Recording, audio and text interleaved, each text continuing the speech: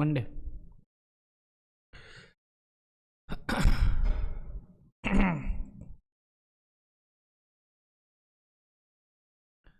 ठीक है, तो पिछले दिन हम लोग यहाँ तक पढ़ लिए थे, अब आगे पढ़ना है। Figure 13.20 shows gives a schematic diagram of one of the common domestic circuits.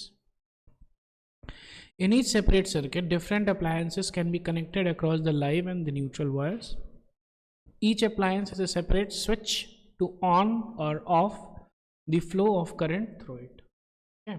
हर एक के पास सेपरेट स्विच इसमें रहेगा क्योंकि ये पैरेलल में है। ये एक एडवांटेज हो गया पैरेलल का, स्विच सेपरेट हो सकता है। दूसरा एडवांटेज हो गया कि अगर कोई ख़राब हो गया तब भी बाकी सब। तीसरा एडवांटेज है कि सब जो है 220 वोल्ट, सबको 220 वोल्ट मिलेगा चलने के लिए, नहीं तो सीरीज में क्या होता है कि वोल्टेज रिड्यूस कर। ठीक है, ये 3 इंपॉर्टेंट एडवांटेजेस हैं। In order that each appliance has equal potential difference, they are connected parallel to each other. तो चलिए यहाँ पे लिख लेते हैं।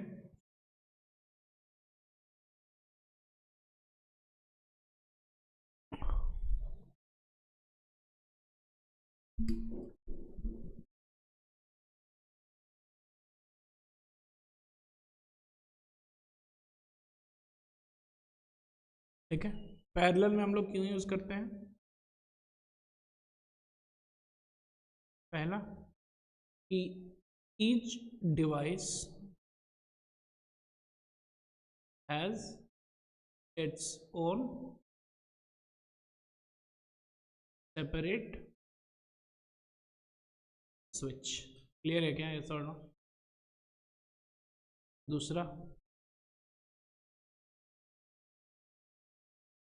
दूसरा में है कि each device is placed at a potential difference of 220 volts. Clear है, 120 वोल्ट सबको मिलेगा। तीसरा हो गया कि if one device malfunction, other devices are not affected. Clear है क्या?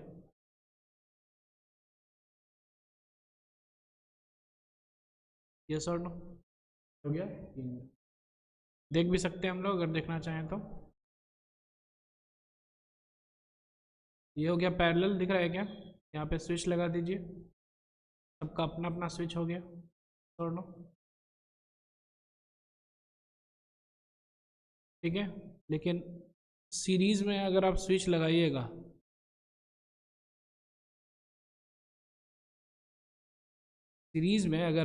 लगाइएगा तो क्या होगा, एक अगर ऑफ होगा तो सब ऑफ हो जाएगा। क्लियर है क्या?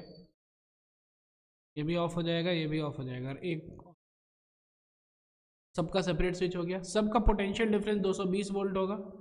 जैसे कि ये 220 वोल्ट है, ऑफ कोर्स ये डीसी है, एसी होगा हमारे हाउस होल्ड सर्किट में। तो सबको देखिए 220 वोल्ट मिल रहा है, लेकिन इसमें क्या हो रहा है ना, पोटेंशियल डिफरेंस कम होता जाए।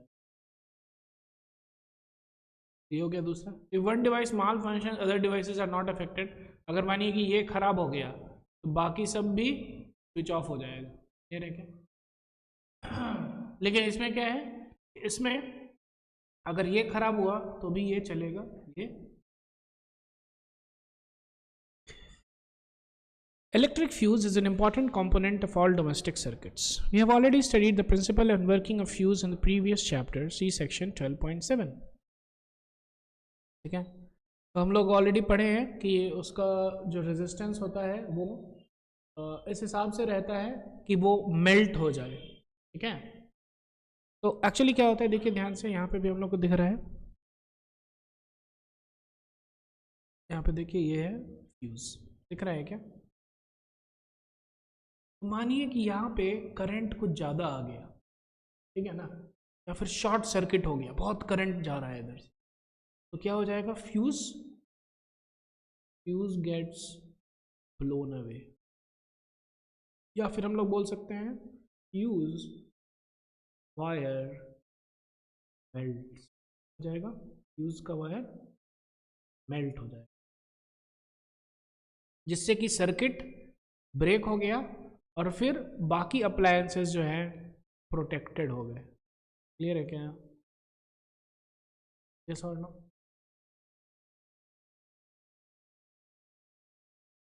Overloading can occur when the live wire and the neutral wire come into direct contact.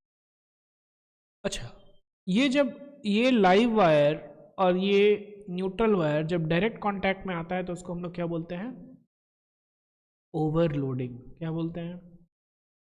ये दोनों जो है जब डायरेक्ट कांटेक्ट में आ गया। तो अब देखिए ध्यान से क्या हो रहा है। ओवरलोडिंग में क्या होता है? ये गया लाइव वायर, ये है न्यूट्रल वायर। क्लियर है क्या? तो यहाँ पे कोई रेजिस्टेंस है? यस और नो? तो इसमें करंट कितना जाएगा? जो भी पोटेंशियल डिफरेंस है डिवाइडेड बाय आर। यस और नो? इसका जो रेजिस्टेंस है। लेकिन अब मानिए ये लाइव और न्यूट्रल जो है ऐसे ही कनेक्टेड हो गया, कुछ रेजिस्टेंस नहीं है। यहाँ पे रेजिस्टेंस क्या है? जीरो है। यस और नो? तो करंट क्या हो जाएगा? V बाय आर, और आर है जीरो, तो करंट हो जाएगा एक्चुअली इन्फिनिटी, बहुत बड़ा हो जाएगा करंट। समझ में?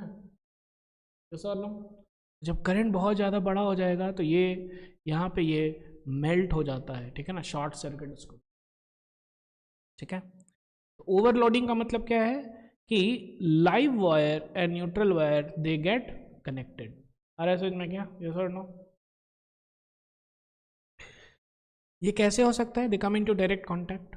This occurs when the insulation of wires is damaged और there is fault in the appliance. ठीक है, इंसुलेशन ऑफ वायर जो है डैमेज हो जाए, ठीक है। तो एक्चुअली देखिए ध्यान से, हम लोग के पास जो अप्लायंस है, लेट अस से कि ना चार्जर है,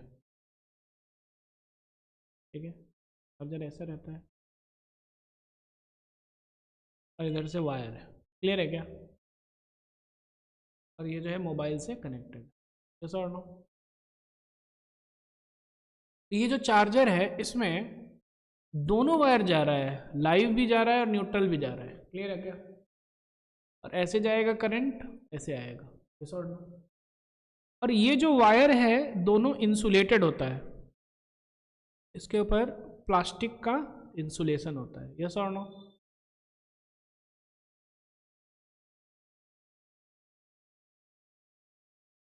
लेकिन मानिए कि ये जो इंसुलेशन है कट गया, यहाँ से कट गया, ठीक है ना, तो क्या होगा?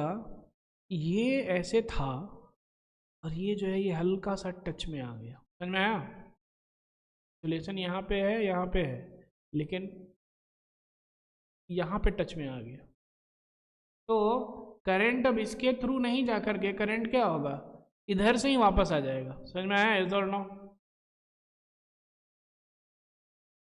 है, लाइव और न्यूट्रल जैसे आया साथ में, वैसे ओवरलोडिंग हो गया, बहुत ही ज़्यादा करंट हो जाता है, and that cause can cause even cause fire and in such A situation the current in the circuit abruptly increases. Current जो है बहुत ही ज़्यादा इंक्रीज हो जाएगा। This is called short circuiting.